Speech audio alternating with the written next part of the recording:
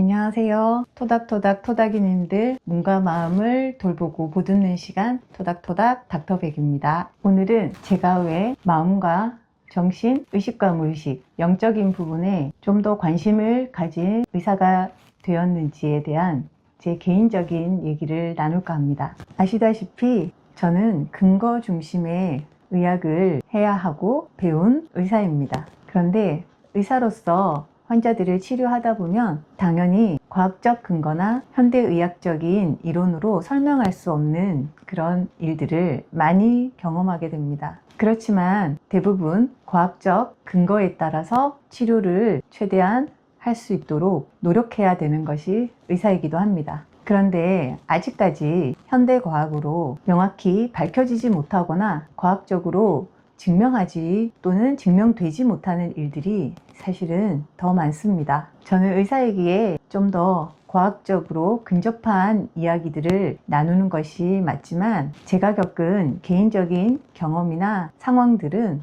사실 과학적으로 증명되지 않는 경우가 더 많습니다. 제가 드리고 싶은 오늘의 얘기는 정말로 지극히 저의 개인적이고 사적인 얘기입니다. 요즘 많은 성소수자분들이 자신의 성 정체성을 커밍아웃 하듯이 저도 제 병과 제 상태에 대해서 일종의 커밍아웃 하듯 병민 아웃하는 시간일지도 모르겠습니다. 지금은 많은 분들이 알고 계시지만 저는 기면병 환자입니다. 저는 기면병 환자이자 대한민국 의사로 활동 중인 사람이죠.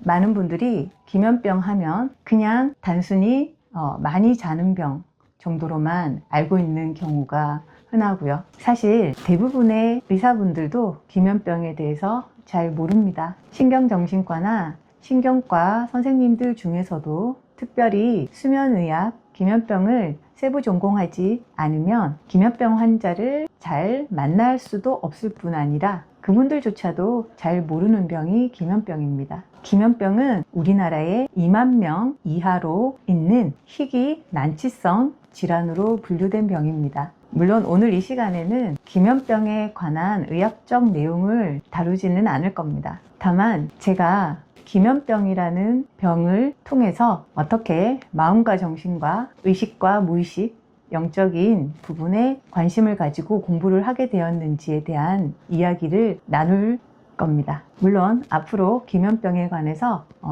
좀 더 의학적이고 객관적인 정보를 전달해 드릴 예정이긴 합니다.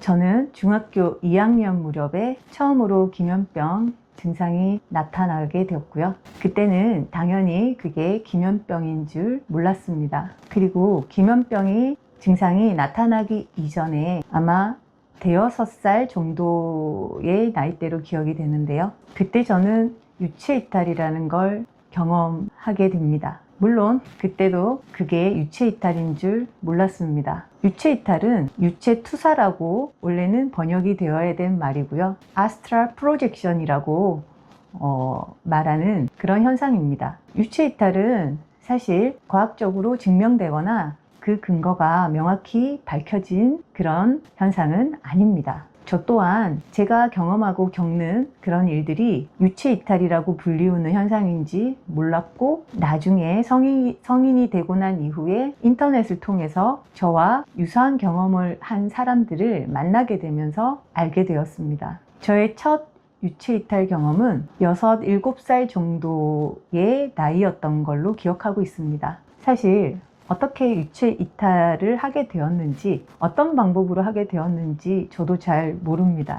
그냥 제 몸이 자고 있는 제 몸이 보였고 그냥 신나게 집 밖으로 날아서 나갔고 그냥 신나게 제가 사는 동네 위를 날아다녔습니다. 그때는 그게 너무 신나고 재밌어서 그게 어떤 의미이고 어떤 현상인지도 모른 채 신나게 그 모험을 즐겼습니다. 어떨 때는 그것이 꿈인지 현실인지조차 구분이 되지 않을 정도로 너무나 생생해서 제가 겪은 유체이탈의 현상이 마치 현실에서 제가 겪은 일인 것처럼 저 혼자 착각하는 일도 종종 있었습니다. 제가 저의 유체이탈 경험을 얘기를 드리면 많은 분들이 어떻게 하냐고 질문을 많이 해주시는데요. 네, 홍시 맛이 나서 홍시라고 대답했다는 대장금의 대사처럼 저 또한 그냥 유체이탈을 해서 유체이탈을 했습니다. 저도 잘 모릅니다. 어떻게 했는지 잘 모르겠습니다. 그런데 그런 유체이탈 경험을 자주 하게 되었고요. 그리고 사실 저뿐만 아니라 다른 사람들도 그런 경험을 하는 줄 알았습니다. 그런 유체이탈 경험은 사실 시절 고달팠던 제 상황을 탈피해서 좀 더 자유롭고 편안하게 놀 수 있는 그런 시간이기도 했습니다. 그러다가 중학교 2학년 무렵 기면병 증상이 처음으로 발병을 하게 되었습니다. 중학교 2학년 이전에는 기면병 증상이 없었기 때문에 새벽에 아침에 누구보다 일찍 일어나고 정신이 명료하고 맑았던 그런 기억을 가지고 있습니다.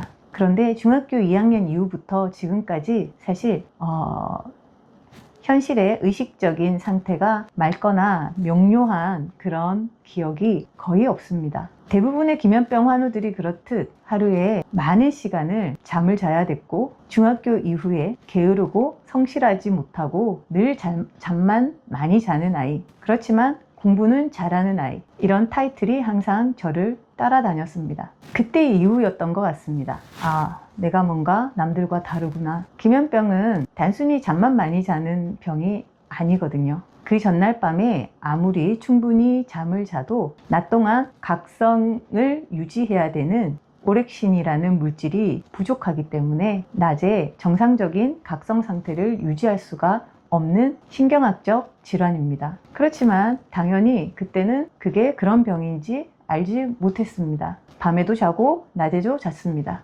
그런데 어떻게 공부를 해서 의대를 가고 의사가 되었을까요? 그것 또한 다음 영상에서 한번 다루도록 하겠습니다. 기면병 증상과 유체이탈 현상을 겪어보니까 분명 제가 남들과 뭔가 다르다는 인식은 가지게 되었습니다. 그런데 이게 어떤 의미인지, 그리고 왜 이런 게 주어졌는지에 대한 궁금증과 의문은 전혀 해결되지를 못했습니다. 기면병 때문에 하루하루를 살아간다는 게 너무너무 불편합니다. 남들보다 주어진 시간이 그렇게 많지가 않습니다. 하루에 적어도 의식을 차리고 깨어있는 시간이 몇 시간 되지 않습니다. 그러니 언제나 깨어있는 동안 초고도의 집중을 해야 했고 깨어있는 동안 최대한 효율적으로 살기 위해 애써야 했습니다. 그리고 기면병으로 인해서 수많은 오해와 억측, 편견, 더 나아가서는 혐오까지 받는 상황들이 일어났습니다. 의대를 가서 의사가 된 이후에도 기면병의 탄력 발작 증세 때문에 수도 없이 쓰러졌습니다. 그렇지만 그때도 기면병이라고 제대로 진단받지 못했습니다. 그 당시에 기면병은 지금보다 훨씬 더 전공한 선생님들이 없었을 때였기 때문에 쉽게 진단되지 못했습니다. 그리고 의사가 된 이후에 결국 제 증상을 제가 직접 공부하게 되면서 제 스스로 기면병이라는 사실을 인지하게 되었습니다. 그런데 알았지만 공식적으로 기면병 진단을 받을 수가 없었습니다. 아직 수련의 단계인 의사였던 저에게 혹시라도 기면병이라는 병이 저에게 불이익으로 작용할지도 모른다라는 그런 두려움이 있었습니다. 그래서 전문의가 되고 개원을 하고 안정적인 의사 생활을 할 때까지 공식적인 진단을 일부러 받지 않았습니다. 아마 대부분의 기면병 환우들이 저와 비슷한 상황인 것으로 알고 있습니다. 저는 운 좋게도 의사가 되어서 그나마 그런 제약이 덜하긴 하지만 대부분의 기면병 환우들은 본인의 병 때문에 제대로 취업을 하지 못하거나 취업을 하더라도 여러 가지 제약을 받을 수 없는 게 현실입니다. 그래서 저 또한 대부분의 사람들에게 기면병을 숨길 수밖에 없었습니다. 그런데 저와 비슷한 기면병 환우들을 기면병 환우협회에서 만나게 되면서 이분들의 삶의 어려움과 고통을 제 눈으로 생생하게 목격하게 되면서 아, 내가 기면병을 알려야 되겠구나. 그리고 기면병 환우들을 위해서 조금은 내가 할 수 있는 일들을 찾아봐야 되겠구나 라는 생각을 하게 되었습니다. 너무나 짧은 시간 동안 저의 기면병의 상황이나 상태를 다 말씀드릴 수는 없을 것 같습니다. 결국 저는 저를 알고 저를 이해하고 저를 치유하기 위해서 제 마음과 제 의식과 제 영적인 부분을 공부할 수밖에 없었습니다. 기면병은 살아가기 너무너무 불편한 질환입니다. 남들과 똑같은 성실함과 똑같은 근면함을 발휘할 수 없는 질환입니다. 기면병은 많이 불편한 질환이지만 저는 제 유체이탈과 기면병이 분명 연관이 있을 거라고 생각을 합니다. 제가 최면을 공부하고 배워보니 제 유체이탈과 제 셀프 최면이 결국 비슷한 것이었다는 것도 알게 되었습니다. 앞으로 기면병에 관해서 기면병 환자이자 의사인 제가 제 경험과 객관적인 의학적 사실을 토대로 여러분들께 좀 더 많은 기면병 정보를 알려드릴 것입니다. 또한 이 영상을 보시는 많은 기면병 환우분들과 가족분들에게도 제 삶 자체가 여러분들에게 희망이 될 수 있는, 또한 많은 기면병 환우들이 기면병 자체가 불편한 질환은 맞지만 충분히 살아낼 수 있는, 그리고 본인이 원하는 어떤 것을 잘 이뤄낼 수 있는 그런 질환일 수도 있다라는 메시지를 꼭 전하고 싶습니다. 기면병은 몸으로 생활하는 현대의 생활에 적합하지는 않지만 반대로 일반인들보다 좀 더 쉽게 정신적, 무의식적, 영적인 에너지 상태로 접근할 수 있는 그런 메리트를 가진 병이기도 합니다. 저와 함께 기면병뿐 아니라 본인에게 주어진 아주 힘들고 이겨내기 어려운 상황의 조건일지라도 다른 시각과 다른 방향으로 그 상황을 바라보게 될 때 어쩌면 그 불편함이 나의 가장 강력한 무기이자 장점이 될 수 있다는 사실을 함께 나누고 싶습니다. 오늘도 토닥토닥 닥터백과 함께한 토닥이들의 하루는 좀 더 편안하고 따뜻해집니다. 감사합니다. 안녕.